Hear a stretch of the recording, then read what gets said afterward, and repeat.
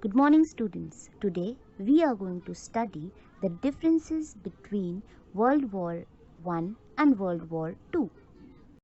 There are a lot of similarities and differences between the two world wars, but today we are just going to discuss about the differences between the two world wars.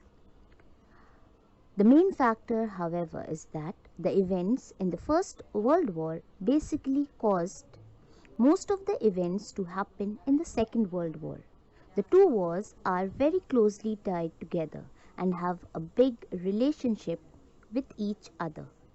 Some of the differences from the First World War to the Second, if we compare the cost of the two world wars, the difference is outstanding. It is estimated that the First World War cost $380 billion, while the Second World War cost $42,000 billion. This shows us how much bigger the Second World War was over the First.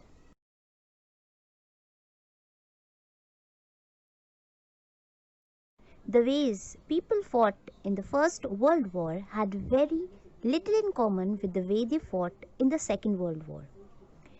In the First World War, the trend started that there was no difference between the citizens of a nation and the military. World War II finishes off this trend by bombing and killing any member of a nation, including the normal citizen. Life did not matter as much in the Second World War. Trench warfare was dominant in the First World War, but bombing and sudden aerial attacks with highly mobile armies took dominance in the Second World War. The Second World War was not greeted with the same frame of mind like the First World War was. This war had men and women remembering the horrors of the First.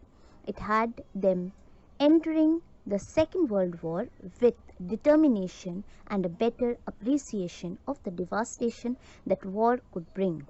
There was also some similarities to both world wars.